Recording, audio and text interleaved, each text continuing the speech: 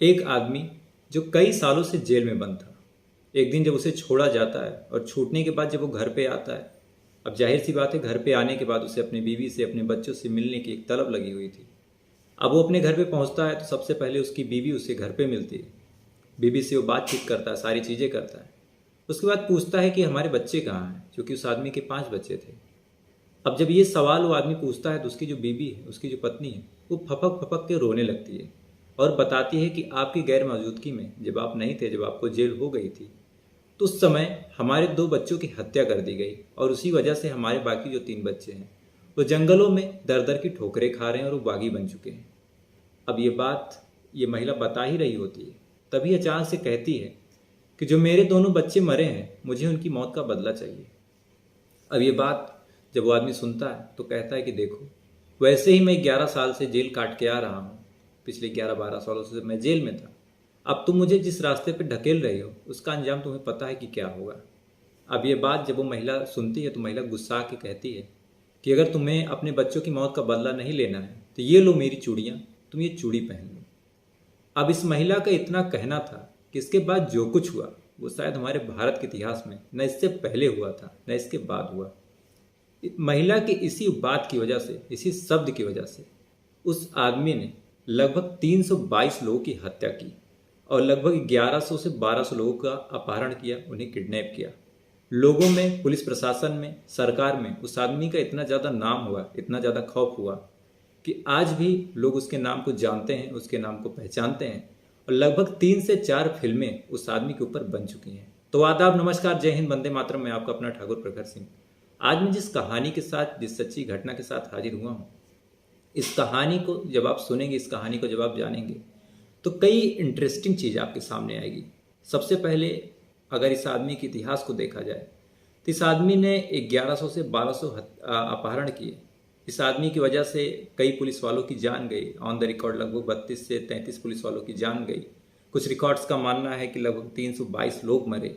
इसके बाद भी इस आदमी का मंदिर बना हुआ है, लोग इस आदमी की पूजा करते हैं और आज भी इसके दर्शन को करने के लिए दूर दूर से लोग जाते हैं इसके मंदिर में। तो अब सीधा चलते हैं आज की इस कहानी के ऊपर, लेकिन कहानी शुरू करूं उससे पहले आपसे एक छोटा सा अनुरोध, छोटा सा निवेदन कि अगर आप हमारे वीडियो पे नए हैं, हमारे चैनल पे नए हैं, तो वीडियो को एक लाइक कर लीजिएगा, चैनल को सब्सक्राइब कर लीजिएगा और कोई सुझाव, कोई सजेशन, कोई कमेंट अगर आप करना चाहें तो आप प्लीज़ कोई सुझाव, कोई सजेशन एक कमेंट कर दीजिएगा मेरे लिए।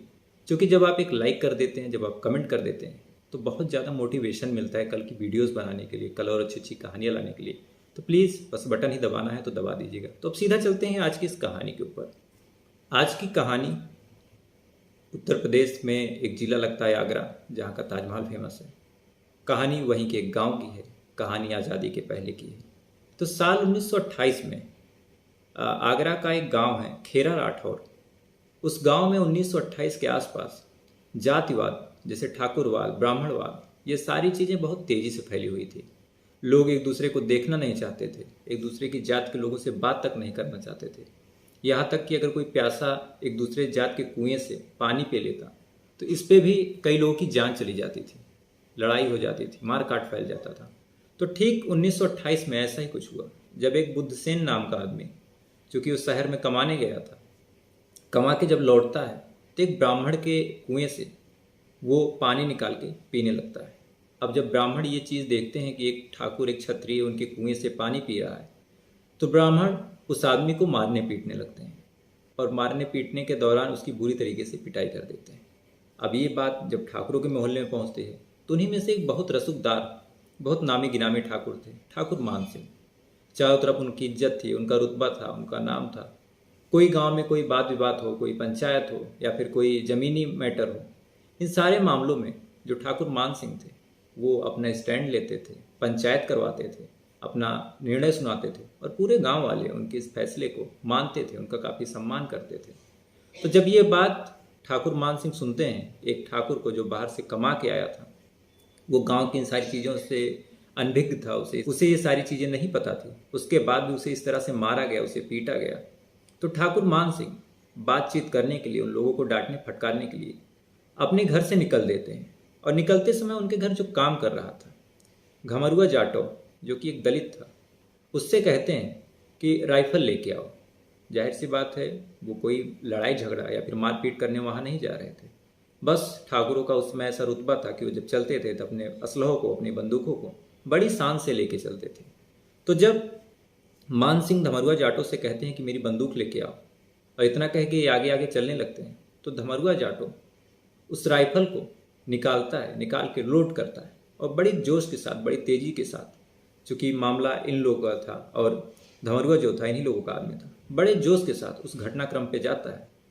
अब जब ब्राह्मण ये चीज़ सुनते हैं कि कोई आ रहा है इस बुद्धसेन की तरफ से, ठाकुर लोग आ रहे हैं, तो ये बात सुनने के बाद ब्राह्मण भी इकट्ठा होते हैं। मामला जो प्यार से सुलझने वाला था, अब ये दोनों पक्ष एक दूसरे से लड़ाई, ये सारी चीज़ें करने के लिए तैयार हो जाते हैं। अब जैसे ही मान सिंह पहुँचते हैं और ये होता है कि मान सिंह कुछ बोलेंगे, डांटेंगे, फटकारेंगे, इतने में ही जो धमरुआ जाटो था, मान सिंह का नौकर था, वो अपनी उसी राइफल से, मान सिंह की राइफल से गोली चला देता है और गोली चलाने में 3 लोगों की मौत हो जाती है, जिसमें से 2 ब्राह्मण थे और 1 साहूकार था। अब जब 3 लोगों की मौत होती है, गांव में अफरा तफरी मच जाती है। अंग्रेजों की सरकार थी 1928 में। अंग्रेज पुलिस आती है, पूरे मामले की जांच करती है और जब ये पता चलता है कि ये जो गोली है मान सिंह के बंदूक से चली है, तो जाहिर सी बात है जो सज़ा सुनाई जाएगी वो मान सिंह को ही सुनाई जाएगी। अब इसी क्रम में मान सिंह को उम्र कैद की सज़ा हो जाती है। मान सिंह जेल में चले जाते हैं।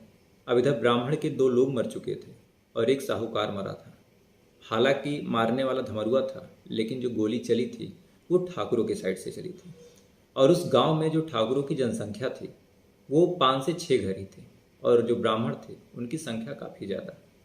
अब जब मान सिंह को जेल हो गई, उम्र कैद की सज़ा हो गई, तो अब जो ब्राह्मण थे वो अपना खून का नंगा नाच शुरू करते हैं। ब्राह्मण जितने क्षत्रिय थे, जितने ठाकुर थे, उनके बच्चों को मारते पीटते, उनकी औरतों को मारते। अब जाहिर सी बात, ये संख्या में भी कम थे, तो इनका रहना इनका जीना इतना ज़्यादा मुश्किल हो गया कि ये सारे लोग, जिसमें मान सिंह के 5 बेटे भी थे, जसवंत, सूबेदार, तहसीलदार और सोरवन और धनवंत, ये 5 बच्चे और बाकी कुछ और गांव के ठाकुर, ये सारे लोग अब जंगल का रुख करते हैं, जंगल में चले जाते हैं। और जंगल में जाने के बाद अब इनके दिमाग में भी जब ये चीज़ हो जाती है कि हमें गांव में रहने नहीं दिया गया, चूँकि ये 5 लोग जो थे, मतलब जो मान सिंह थे उस समय के जमींदार थे और अभी भी जो मैंने चेक किया तो पता चला कि अभी भी 950 बीघे ज़मीन इनकी है। इनकी ज़मीन न बिकी है न कहीं गई है। 950 बीघे ज़मीन मान सिंह के परिवार वालों की अभी भी मौजूद है। तो सोच के देखिए उस समय क्या रुतबा रहा होगा। लेकिन ब्राह्मणों ने ऐसा आतंक मचाया कि इन लोगों को इतनी सारी प्रॉपर्टी छोड़ के जंगल जाना पड़ा। और जब ये लोग जंगल गए तो जाहिर सी बात है, जब जिस आदमी की इतनी ज़्यादा प्रॉपर्टी जाएगी, इतनी चीज़ें वो छोड़ के जंगल में दर दर की ठोकरें खा रहा है, तो बदले की भावना जरूर रखेगा। अब इसी क्रम में जो इनके 5 लोग बच्चे थे, जसवंत, सूबेदार, ये सब, और गांव के कुछ और ठाकुर, ये सारे लोग बदले लेने का प्लान बनाते हैं। और इसी प्लान के तहत एक दिन तलवार, भाली, ये सारी चीज़ लेके गांव में घुसते हैं और 5 ब्राह्मणों को काट के मार देते हैं। पहली बार में ही ब्राह्मण के लोग मरे, दूसरी बार में ही ब्राह्मण के लोग मरे। अब जब खून खराबा इतना ज़्यादा बढ़ जाता है तो ब्राह्मणों ने दिमाग लगाया। उन्होंने सोचा कि इससे बदला कैसे लिया जाए। तो इसी बदले लेने के क्रम में ब्राह्मणों ने पंचायत बुलवाई और उसमें पंचायत इन सारी चीज़ों का इतना ज़्यादा सम्मान था, इतना ज़्यादा रुतबा माना जाता था कि जब पंचायत बुलाई गई और इन लोगों के पास संदेश पहुंचा कि आपको पंचायत में आना होगा, तो ये लोग ना चाहते हुए भी गांव में पंचायत में शामिल होने आते हैं। पूरे दिन पंचायत बैठती है, पंच पूरे दिन तक दोनों पक्ष की बातें सुनते हैं, लेकिन लास्ट तक, शाम तक कोई भी फैसला, कोई भी निर्णय नहीं हो पाता। और इन्हीं पंडितों में जो इन लोगों का मुखिया था, तलफी राम ब्राह्मण था। तलफी राम इधर पुलिस वालों को फ़ोन कर देता है और बता देता है कि ये लोग अभी शाम को यहाँ से निकलेंगे, और एक आदमी इनके पीछे लगा देता है। अब जब पूरे दिन पंचायत बैठती है, जब कोई फैसला नहीं निकलता, शाम हो जाती है, पंचायत स्थगित की जाती है, पंचायत का काम खत्म होता है। अब ये लोग जंगल का रुख करते हैं, जंगल में 5 लोग जाने लगते हैं। इसी बीच तलफीराम का एक आदमी इनके पीछे पीछे जाता है और जाने के बाद ये कहाँ रुके थे, कहाँ ठहरे थे, इनका पूरा ठिकाना वो देख लेता है और बाद में पुलिस को बता देता है। अब पुलिस आती है, जंगल में अटैक करती है और इसी अटैक में दोनों तरफ से जब गोली चलती है तो जसवंत और धनवंत यानी मान सिंह के 2 लड़के मारे जाते हैं। अब जब मान सिंह के दो लड़के मारे गए जो पूरी गैंग को, सारी चीज़ों को लीड कर रहे थे, तब गैंग के जो बाकी लोग थे, 3 बच्चे इनके बचे और बाकी 5-6 लोग, इन सब का हौसला एक तरह से टूट जाता है। समय बीतता जाता है, ब्राह्मणों का जो रुतबा है, जो रसूख है, गांव में और बढ़ता जाता है। पुलिस प्रशासन, सरकार, शासन, इन सब में भी ब्राह्मण, उस गांव के लोग, खासकर तल्फी राम, अच्छी खासी पैठ जमाए हुए था, अच्छा खासा पकड़ बनाए हुए था। अब समय बीतता जाता है, 1947 आ जाता है, देश आज़ाद होता है और आज़ाद होने के बाद जो पहली चीज़ हुई उसमें ये था कि जितने भी कैदी हैं जो आज़ादी के पहले बंद हुए हैं उन सबको छोड़ा जाएगा। और इसी क्रम में ठाकुर मान सिंह को छोड़ दिया जाता है। 1928 में गोली चली थी, 3-4 साल मुकदमा चलता है। उसके बाद 1935 में मान सिंह को सजा हो गई थी। जब 1947 में मान सिंह छूट के आते हैं तो इन्हें लगता है कि घर में सब कुछ वैसा ही होगा, हमारे 5 बच्चे होंगे, हमारी पत्नी होगी, ये सारी चीज़ें होंगी, गांव वैसे ही खुशहाल होगा, लोग उन सारी बातों को भूल गए होंगे। लेकिन जब वो घर में आते हैं तो घर में देखते हैं कि उनकी पत्नी रुक्मणी सिंह के अलावा घर में और कोई नहीं था। अब मान सिंह जब पूछते हैं तो ये सारा वाक्य रुक्मणी बताती है और कहती है कि इन्हीं पंडितों की वजह से, तल्फी राम की वजह से हमारे 2 बच्चे जसवंत और धनवंत, इनकी हत्या कर दी गई, इनका इनकाउंटर हो गया और आपको इस चीज़ का बदला लेना होगा। अब इधर मान सिंह की भी काफ़ी उम्र हो गई थी। वो कहते हैं कि इतनी उम्र हो गई और अभी अभी मैं सज़ा काट के आया हूँ और जिस रास्ते पे, जिस बीहड़ के रास्ते पे तुम हमें भेज रही हो उस पे जाने का अंजाम तुम्हें पता है क्या होगा। इसका कोई रास्ता कहीं निकलता नहीं है, इसी दलदल में हमेशा के लिए फंस के रह जाऊंगा। जब ये बात मान सिंह बोलते हैं तो उनकी जो पत्नी रुक्मणी सिंह थी वो कहती है कि अगर तुम अपने बच्चों का, अपने 2 बेटों का, जवान बेटों का बदला नहीं ले सकते तो ये लो मेरी चूड़ी, ये चूड़ी पहन लो। अब जब ये बात वो सुनते हैं मान सिंह तो उनके अंदर जो राजपूताना खून था वो उबाल मार जाता है और कहते हैं कि ठीक है, अब चाहे कभी लौट के नहीं आऊँगा लेकिन अपने बच्चों का बदला जरूर लूँगा। अब मान सिंह गांव में निकलते हैं और गांव में निकलने के बाद जो उनके राजपुरोहित थे, राज पंडित थे, रूपा पंडित, और उनके बहुत अजीज मित्र लाखन सिंह, इन दोनों लोगों को अपने साथ लेते हैं और साथ में लेने के बाद बीहड़ में जंगल की तरफ रुख करते हैं और जंगल में जाके बाकी अपने जो 3 बच्चे थे उनसे मिलते हैं। अब इधर जब रूपा पंडित इनकी गैंग में शामिल होते हैं तो कुछ ब्राह्मण और इनके साथ हो जाते हैं जो बाकी के ब्राह्मणों से परेशान थे, दबे कुचले थे या फिर कोई झगड़ा फिसाद था। ये सारे लोग अब मान सिंह के साथ जुड़ते हैं और जुड़ने के बाद एक मजबूत गैंग, एक मजबूत सरगना, एक मजबूत टीम तैयार करते हैं। और इसी क्रम में अब बदला लेने की जो क्रिया है, प्रतिक्रिया हुई, वो शुरू होती है।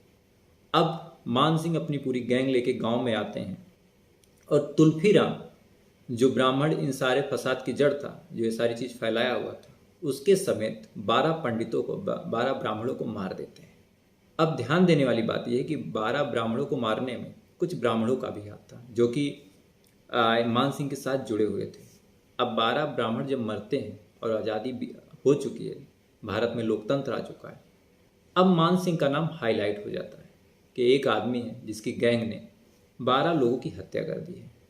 अब इधर पुलिस मान सिंह जब खोजना चालू करती है और इधर इन लोग का बाहर निकलना मुश्किल होता है और जंगल में रहने के लिए जाहिर सी बात है अनाज, कपड़े, ये सारी चीज़ें चाहिए। तब अब ये लोग लूटपाट और ये सारी चीज़ें, डकैती, ये सारी चीज़ें करने लगते हैं। और ऑन द रिकॉर्ड लगभग 90 से 80 डकैतियाँ इन्होंने डाली अलग अलग गाँव में। और इसी एक डकैती में लगभग शायद 90 या 91 डकैती थी उनकी। उसी क्रम में एक बार गोली चलती है और गोली चलने में इनका एक बेटा और उधर के भी कुछ बच्चे, छोटे छोटे बच्चे, वो भी मारे जाते हैं। जब ये चीज़ मान सिंह देखते हैं कि उनका एक बेटा मर गया और गांव के भी कुछ मासूम बच्चे मारे गए, तब उन्होंने ये फैसला किया कि आज से हम डकैती नहीं डालेंगे, आज से हम पकड़ यानी कि किडनैपिंग, ये काम करेंगे। अब इस क्रम में ये किसी साहूकार को, किसी बिजनेसमैन को जो उस समय कोई धंधा पानी करता था, उसे उठाते थे, जंगल ले जाते थे और जंगल ले जाने के बाद उससे पूछते कि आप कितना दे सकते हो। अगर वो कहता कि मैं 20,000 दे सकता हूँ तो ये उससे कहते ठीक है तुम 10,000 दे दो, और उससे 10,000 लेके उसे बाइज्जत छोड़ देते। अब किसे जो 20,000 दे सकता है उसे 10,000 देना पड़ रहा, तो उसे देने में भी कोई दिक्कत नहीं थी। और इधर ये पैसा लेके, चूँकि इनका कोई अपना था नहीं, इनके 3 बेटे मर चुके थे, 2 बच्चे बचे थे और आगे की कोई पीढ़ी नहीं थी, उस समय कोई वंशावली नहीं थी और ना ही इन्हें कोई प्रॉपर्टी बनानी थी। तो ये उन पैसों में से ज़्यादातर हिस्से जो इनके काम के होते उसे ले लेते, बाकी ज़्यादातर हिस्से गांव में आके जो दलित थे, जो पिछड़े थे, जो गरीब थे, उनकी बहन की, उनकी बेटियों की शादी में, उनके घर बनवाने में, उनके खाने पीने में, इन सारी चीज़ों में ये बाकी के पैसे खर्च करते। इसी वजह से मान सिंह की जो कदकाठी थी उस समय, पुलिस में भले ही एक तरह से सरदर्द बने हुए थे, चूँकि इतनी ज़्यादा चीज़ें, इतनी ज़्यादा हत्याएं हो रही थी, पुलिसों से मुठभेड़ हो रही थी, पुलिस वाले जब पकड़ने जाते तो गोलियां चलती, उसमें पुलिस वाले मारे जाते।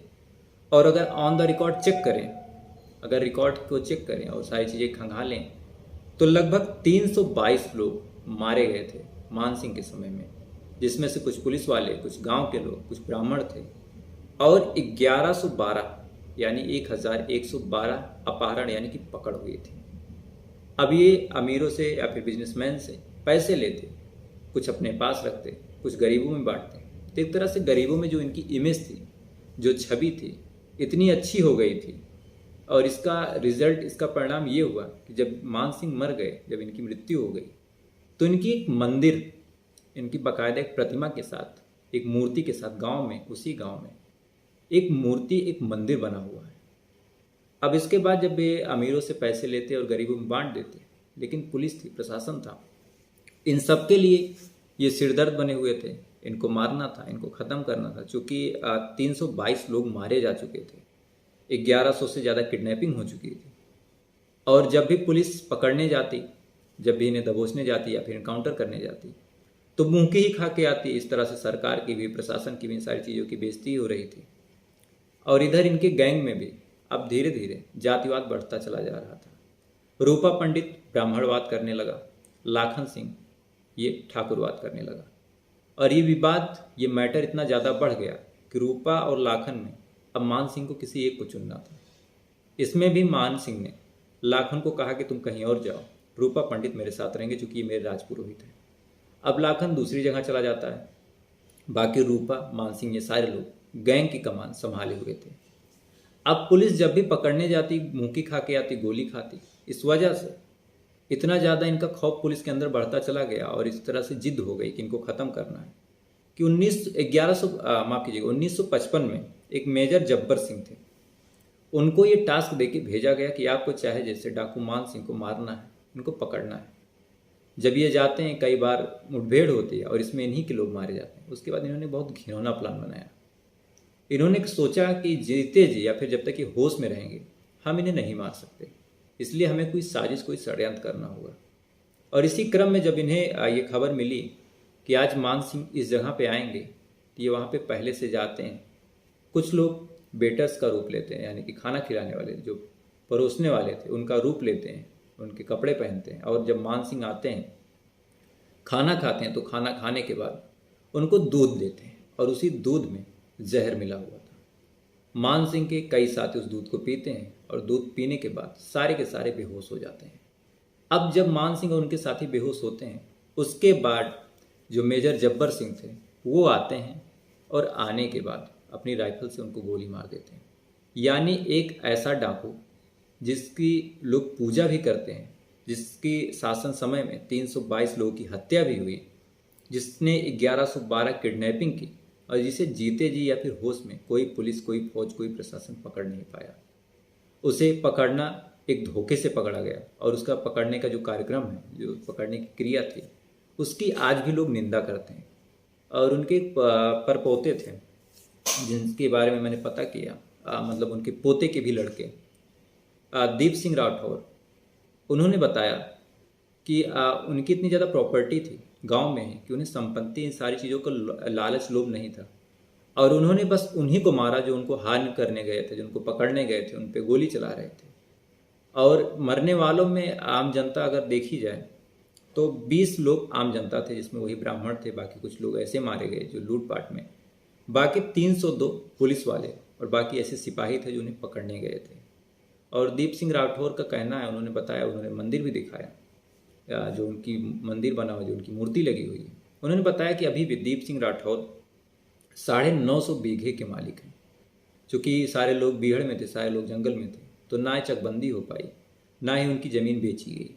तो फिलहाल ये थी पूरी कहानी चंबल की एक ऐसे डाकू की जो जीते जी कभी पकड़ा नहीं गया, जिसने 302 पुलिस वालों को मारा, जिसने 1112 किडनैपिंग की, जिसके ऊपर 3 फिल्में बनी, जैसे सोन चिरैया जिसमें मनोज बाजपेयी थे, कच्चे धागे, डाकू मान सिंह। ये सारी पिक्चरें, ये सारी फिल्में बहुत हिट हुई और न जाने कितने धारावाहिक, न जाने कितने ऐसे सीरियल बने, न जाने कितने ऐसे नाटक बने जो आज भी लोग बड़े चाव से देखते हैं, बहुत चाव से सुनते हैं। और आज भी डाकू मान सिंह को कई लोग अपना आइडल मानते हैं। तो फिलहाल ये थी पूरी कहानी एक डाकू की, ठाकुर मान सिंह की। उम्मीद है आपको पसंद आई हो, और अगर आपको पसंद आई हो तो प्लीज़ वीडियो को एक लाइक कर लीजिएगा, चैनल को सब्सक्राइब कर लीजिएगा। तो आपसे अब कल फिर मुलाकात होगी किसी नई कहानी के साथ। तब तक अच्छे रहिए, खुश रहिए। जय हिंद, वंदे मातरम।